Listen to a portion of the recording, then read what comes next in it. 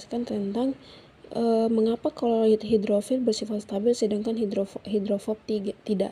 Setelah yang kita dapatkan tentang penjelasan tadi di atas, dapat kita lihat di sini pertanyaannya seperti ini. Maka pada permukaan partikel hidrofil terdapat gugus polar. Gugus ini berinteraksi baik dengan air, merupakan senyawa polar juga.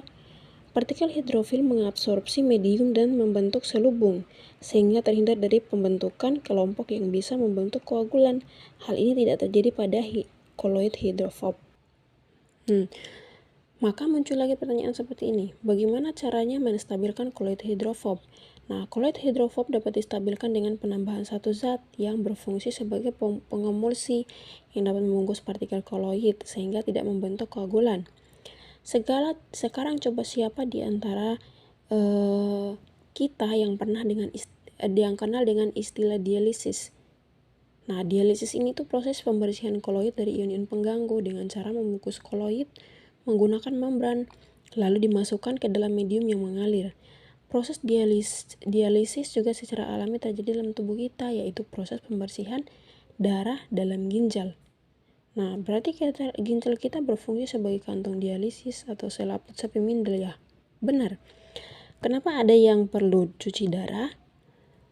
Nah, pertanyaan ini bisa kita jawab, berarti orang itu ginjalnya tidak berfungsi dengan baik. Darahnya harus dibersihkan melalui proses hemodialisis. Dalam hal ini, fungsi ginjal digantikan dengan alat dialisitator. Nah, alatnya adalah seperti ini. Alat dialisitator ini alat yang biasa digunakan untuk mencuci darah bagi orang yang ginjalnya rusak seperti itu. Nah, bagaimana cara membuat koloid? Nah, di sini koloid dapat dibuat dengan dua cara, yaitu kondensasi dan dispersi. Cara kondensasi adalah cara pembuatan koloid dengan mengubah partikel larutan sejati menjadi partikel koloid melalui reaksi redoks, reaksi hidrolisis, reaksi pengendapan, dan metode pergantian pelarut. Contoh-contoh yang dapat kita ambil adalah sebagai berikut, yaitu pembuatan sol belerang dengan reaksi redoks. Caranya adalah mengalirkan gas H2S ke dalam larutan hidrogen peroksida, maka persamaan reaksinya adalah sebagai berikut, seperti ini. Yang berikutnya adalah pembuatan sol FeOH3 dengan reaksi hidrolisis, maka caranya adalah meneteskan larutan FeCl3 ke dalam air panas atau air yang sudah mendidih, maka persamaan reaksinya akan seperti ini. Berikutnya, pembuatan sol BaSO4 berdasarkan reaksi pengendapan atau dekomposisi. Caranya adalah mencampurkan larutan encer BaNO3 ke dalam larutan encer NaSO4-. Persamaan reaksinya adalah sebagai berikut. Yang berikutnya yaitu pembuatan sol belerang dalam air dengan metode pergantian pelarut. Caranya adalah meneteskan larutan belerang ke dalam alkohol ke dalam air sambil diaduk. Selain itu, di sini ada cara dispersi. Cara dispersi ini adalah pembuatan koloid dengan mengubah partikel kasar menjadi partikel koloid melalui cara mekanik. Cara peptisasi, atomizer, dan Bosro-Brendig. 1. Cara mekanik adalah menghaluskan partikel-partikel kasar menggunakan alat pangling atau alat pemecah yang disebut penggiling koloid.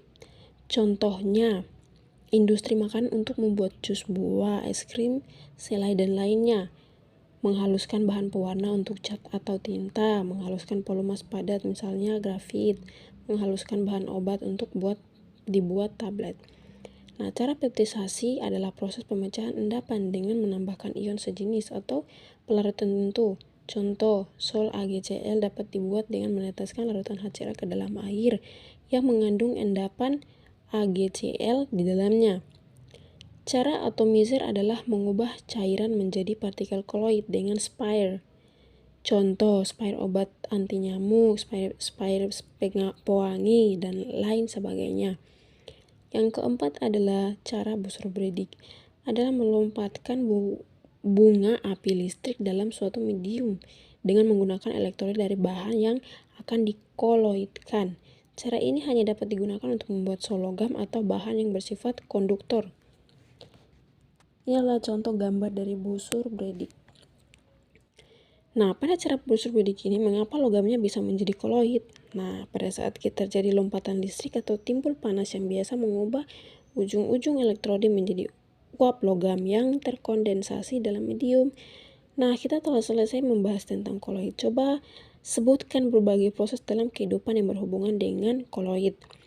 Nah, maka di sini kita akan melakukan beberapa contoh soal untuk sebagai evaluasi pemahaman mengenai materi koloid.